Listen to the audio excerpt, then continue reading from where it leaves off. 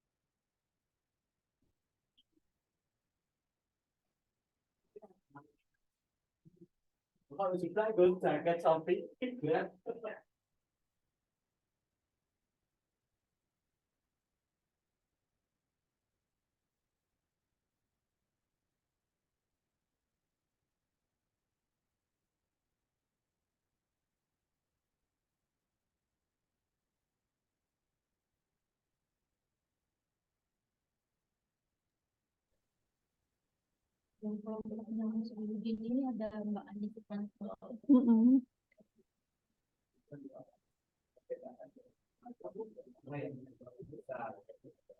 Oh, is it Pak Muslihuddin? Mbak Abid, Mbak Anastasia? Are you ready to present in English?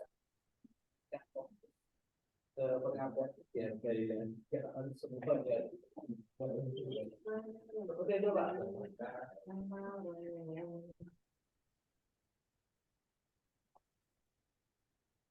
know that the rules of this presentation should be presented in English, right?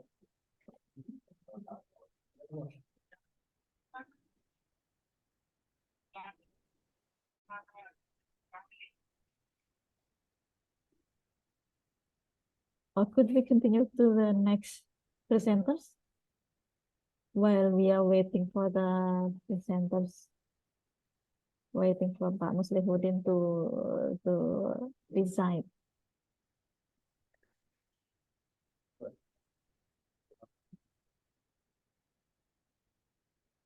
Hello, Pak Muslihuddin. Yes, sir. Are you ready to present in English? Belum, sir. Mungkin bisa Pak, dilanjut saya perempuan, sama jangan dipanggil presentator sir. lain dulu, nggak apa-apa. Sambil Okay. menunggu teman saya. Okay, then I'll invite the next presenters. Could you Next. take down the screen? Yes. Okay, the next presenters is Pak Albert, entitled Sustainable Islamic Religious Learning with Connectivism Theory Approach. Are you here, Pak Albert? Pak Muslihuddin, you can take down the screen. Yes, sir. Bisa diturunkan start screen-nya. Terima kasih.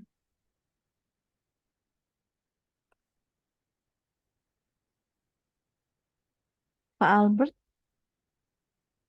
are you here? Oh no. Okay, then the next. Okay, Pak Albert have not reply the notification. Then last presenters, Oke, bro. Pak Oke, bro. Henry Solahuddin, Pak Rian Arif. Oh, Pak Albert, you are joiner. Yes, I'm sorry I was late, Miss. Oh, okay, it's okay. Are you ready to present now? It's Inshallah, your turn. I'm so sorry. Okay, you may. Maybe I just read because I'm on the road, Miss. Mhm. I cannot Share? Can you share your dengan screen? handphone sekarang ini dan tidak punya apa. Ada bisa minta tolong di share screen. Oh, you would ask to please share the screen. Would you share your file then to Mbak Sul? Right before Share I your have file, sent then it, we can share the screen for you. before I have- have shared, Mhm. yeah. But maybe just now I would like to just read. Is it possible? Maybe my article. Read your article, I'm sorry, the I whole was late. article. For a moment, just 5 minutes or Okay. 3 minutes. Okay, you have 10 minutes to present. Okay. Thank you very Okay. much. I'm so sorry. I was sorry because there is my urgent agenda just now. Okay. My title of my paper is Sustainable Islamic Religious Learning with Connectivism Theory Approach. Yeah.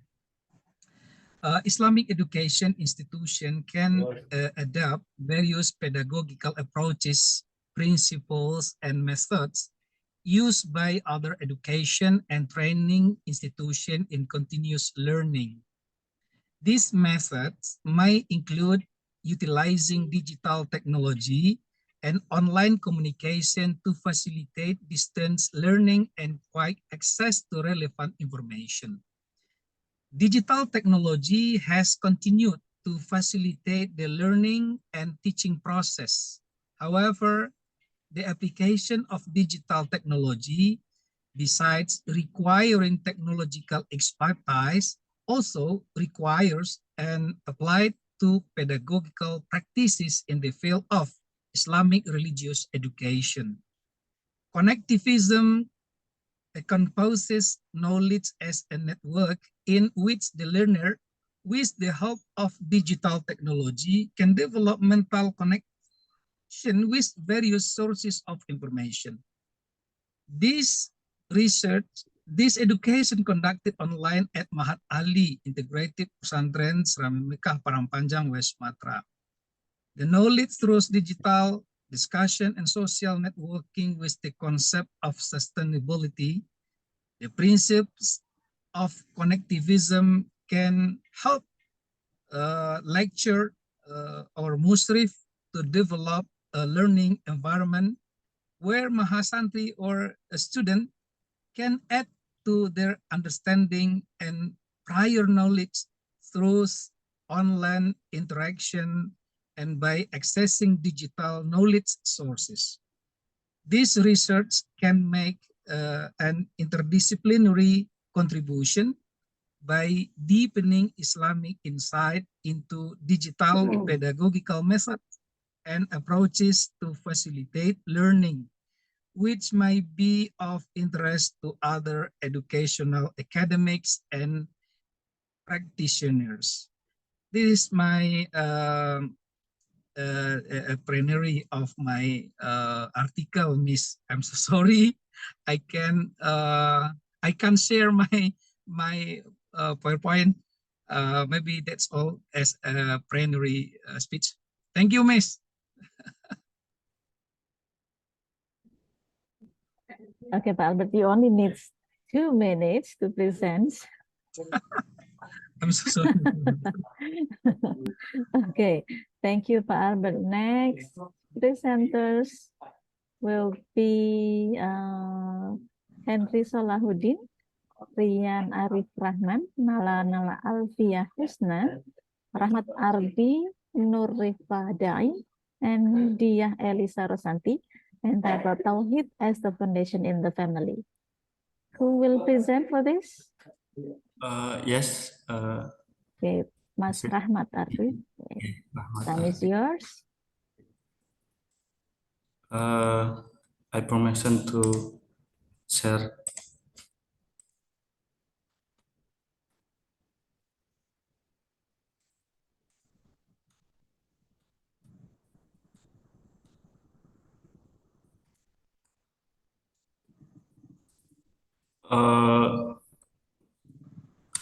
My presentation about Tauhid as a foundation in building a family with reference tafsir of the Quran Ulama Nusantara. My focus in Surah Al-An'am ayat 1051. Before that, I thank to the moderator and host give me the time to present my paper. Before that, I show you the why I choose this thema, because background my study, we see in life that family there is something significant must be life in this family. The first is marriage relationship, work-life balance, communication, sharing. That these 4 points must be there in family. If all of this are not full in this family, will they make it? And then we see that now in Indonesia, my reference in data Indonesia, there is divorce in family.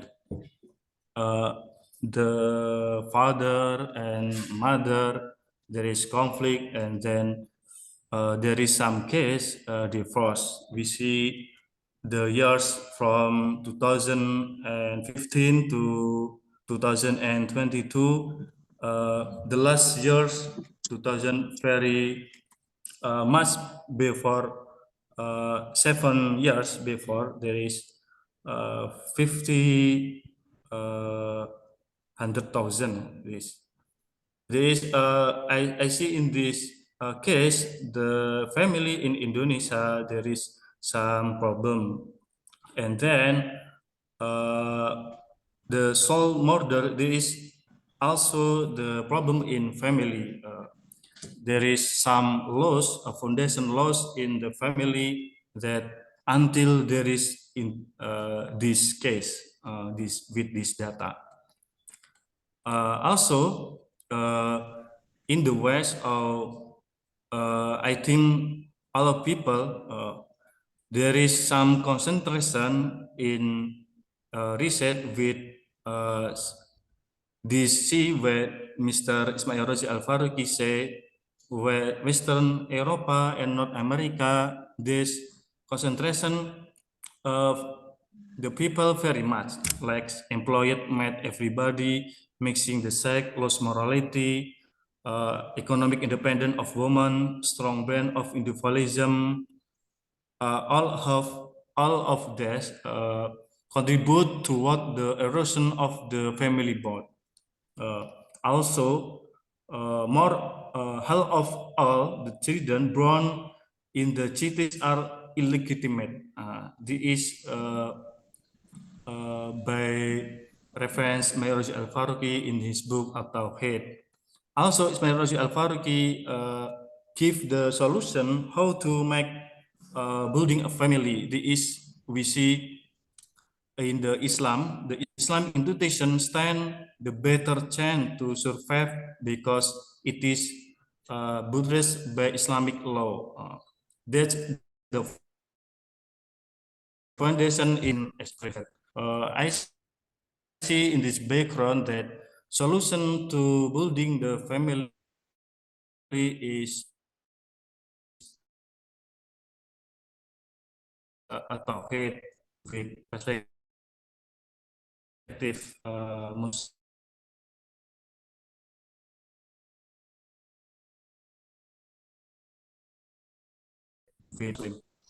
So perspective as a foundation in building a family, this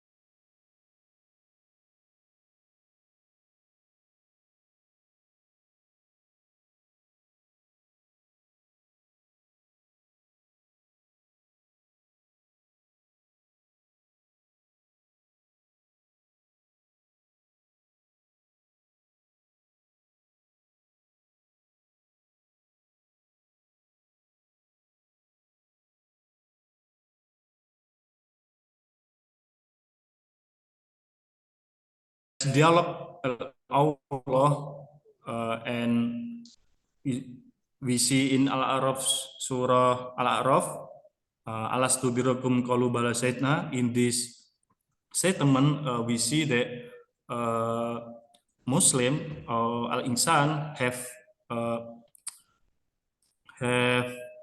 what a yakin to Allah Subhanahu wa Ta'ala. So second, to building a family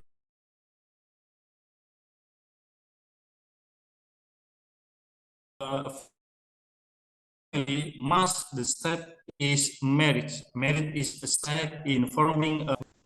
This is the step to make a good family with marriage. So this means that it is great covenant, a strong covenant is seriously covenant, not apply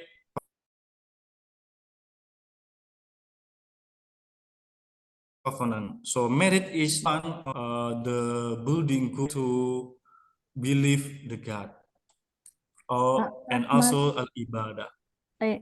So so the last my 1 minute more. my result this I will make this schema that Tauhid is foundation in building a family. This is my schema, like anecdote that never mind. So my closing is Tauhid is the main spear in building a family by worshiping Allah Subhanahu wa Ta'ala and not associating Him, and establishing it in oneself will form a complete personality. With that, in running this life, in this case is a family, through marriage with a great promise.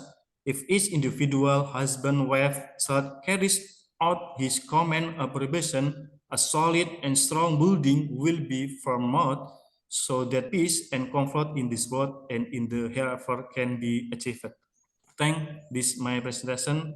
I apologize if my language is so little. Never mind, but I try. Thanks. Syukran. Wassalamualaikum warahmatullahi wabarakatuh. Waalaikumsalam warahmatullahi wabarakatuh. Thank you, Pak Ardi. And now it's the time for the group of Pak Apit Nurhuda, Pak Muslihuddin, Mbak Rumani, and Anastasia, can you present now?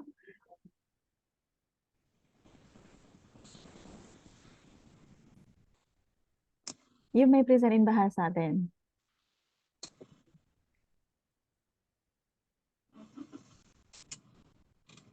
Mau dipresentasikan dalam bahasa Indonesia?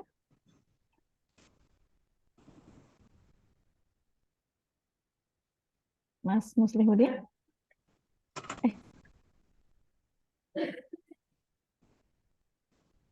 Karena kalau presentasi ke bahasa Arab saya nggak paham. Halo? Halo, Wes. Ya, Ya, yes, mau dipresentasikan? yes, Miss. Oke. Time is yours. Yes. Eh, saya izin pakai bahasa Indonesia karena saya kurang lancah dalam bahasa Inggris, Miss. Ya, perkenalkan saya dan Rumani. Eh, Pada proceeding ini saya membawakan judul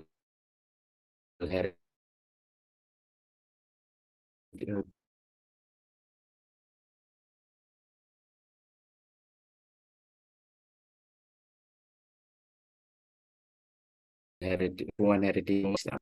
Sekarang dan ini ada suatu lembaga pendidikan tetapi tidak memperhatikan apa yang namanya hereditas, apa yang namanya lingkungan dan kebebasan itu. Pada akhirnya faktanya itu banyak anak-anak yang eh, apa namanya kelincahan atau cacat dalam kualitasnya karena ada beberapa aspek yaitu lingkungan ataupun heritage yang tidak diperhatikan oleh masyarakat sekian. Terus kemudian yang selanjutnya adalah penelitian terdahulu ini ada beberapa penelitian yang sudah meneliti yang relevan dengan penelitian ini yaitu yang pertama Daimatun Zenun, yang kedua Adi Haironi, yang ketiga oleh Nur Amini, yang keempat ya oleh Cianto. Terus kemudian pada metode penelitian ini merupakan metode kualitatif non interaktif, jadi penelitiannya library research.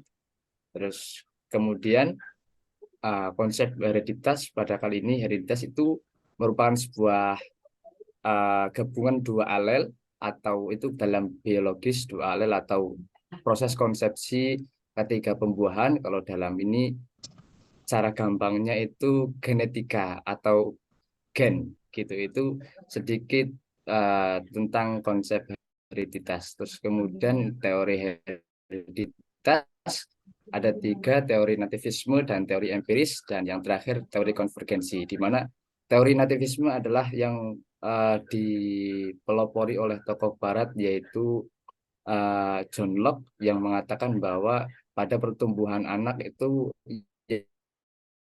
yang yang yang mempengaruhi pada perkembangannya yaitu pada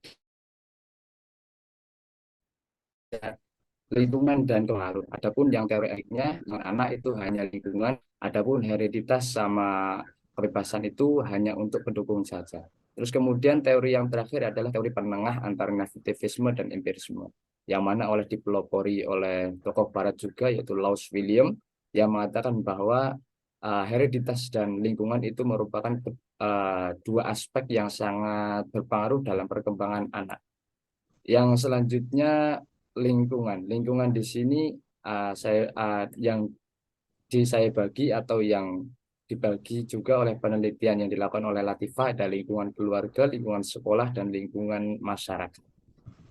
Selanjutnya pada kebebasan ini, kebebasan manusia, menurut Syekh Naqib Al-Atos itu kebebasan dalam bahasa Arab lebih diistilahkan dengan ikhtiar, yang mana ikhtiar itu diambil dari kata khair, yang khair itu dalam arti bahasa Indonesia adalah baik. Maka kebebasan itu menurut Naqib Al-Atos adalah sebuah kebebasan atau kehendak seseorang yang mendorong kepada hal-hal baik bagi pertumbuhan dirinya. Jadi kalau yang kebebasan yang bersifatnya negatif itu bukan kebebasan yang dimaksud oleh Nabi Palatos. Karena akar kata dari kebebasan atau ikhtiar adalah khair. Selanjutnya ada beberapa pengaruh yang dari kebebasan ini pengaruhnya adalah dari faktor luar, yang mana tidak adanya pengendalian hawa nafsu atau emosi. Jadi ketika kita masih dikendalikan oleh hawa nafsu, maka kebebasan itu akan sangat terpengaruhi atau bahkan masih dikendalikan kemungkinan bahaya. Yang ketiga, ketidaktahuan seseorang akan mempengaruhi kebebasan seseorang itu pula. Terus kemudian yang keempat adalah kekerasan yang datang dari luar diri kita. Ketika kita ada mendatangkan kekerasan, maka kebebasan kita pun akan terpengaruhi oleh kekerasan yang datang dari luar. Terus kemudian pada akhirnya dalam pendidikan Islam di sini merupakan satu kesatuan yang tidak terpisahkan, yang mana ketiga aspek itu pasti ada di dalam diri semua manusia. Maka setiap manusia memiliki kesempatan penuh untuk menjadi manusia yang kualitas dan kredibilitas atas tiga aspek itu. Terus kemudian pada akhirnya kesimpulan atau hasil yang ditemukan pada penelitian ini adalah hereditas, lingkungan, dan kebebasan manusia dalam pendidikan Islam merupakan satu kesatuan yang tidak dapat terpisahkan.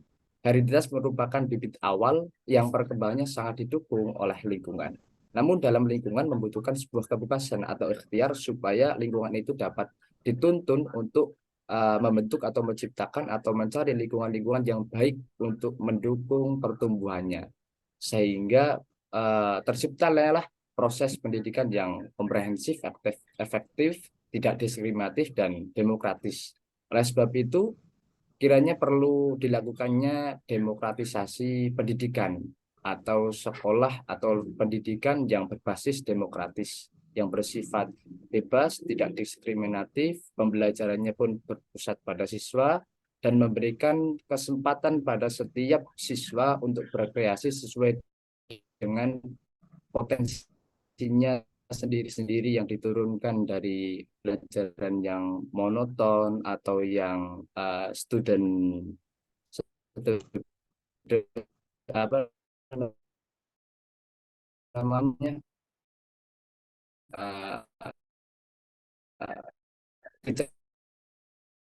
center yang berpusat. Kholas Miss mungkin itu ya dari saya. Terima kasih atas waktunya, Miss. Mohon maaf. Okay, thank Terima you, kasih. Mas. Syukron kasih, Ron. Thank you, Mas Muslimin. So, Ya. there are first that have been okay,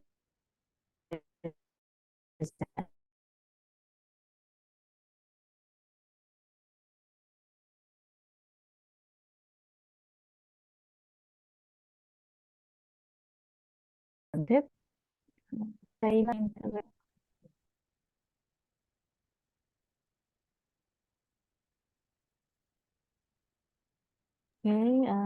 committee said that Muhammad Zainani and Suyadi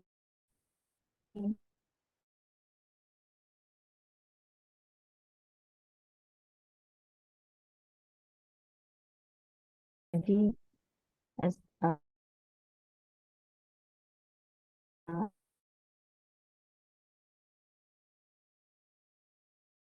have not no sanctions from the participants in this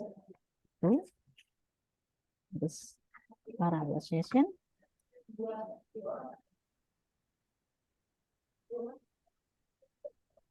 Anyone of you would ask for the other presenters? I have a question, Miss Nisa. Okay, Oh, yes. Oh, Albert. the last presenters, Yes. Salahuddin. Mas Muslihudin. Yeah, yes. Okay. About the concept of freedom ya, konsep kebebasan di dalam apa tadi pendidikan Islam itu menarik saya cermati. Sekarang itu pembicaraan itu juga berkaitan dengan terkungkungnya kebebasan murid begitu dalam pendidikan. Kemudian semuanya mensuarakan tentang kebebasan ya, dan kebebasan itu menjadi sebuah kebutuhan begitu ya. Nah, bagaimana itu Salahuddin ya? Penjelasan Muslihudin. siapa Bu? Musihudin ya? Muslihudin. Muslih ya, Muslihudin, pandangan dari Said Al-Attas tentang batas-batas kebebasan itu. Sebab sekarang ini kita lihat semuanya menyuarakan kebebasan. Kemudian ketika diberikan kebebasan, terjadi juga kesenjangan, gap, sehingga berkaitan juga dengan hak asasi manusia. Ya, terima kasih Ms. Sita, dan juga Pak Muslim.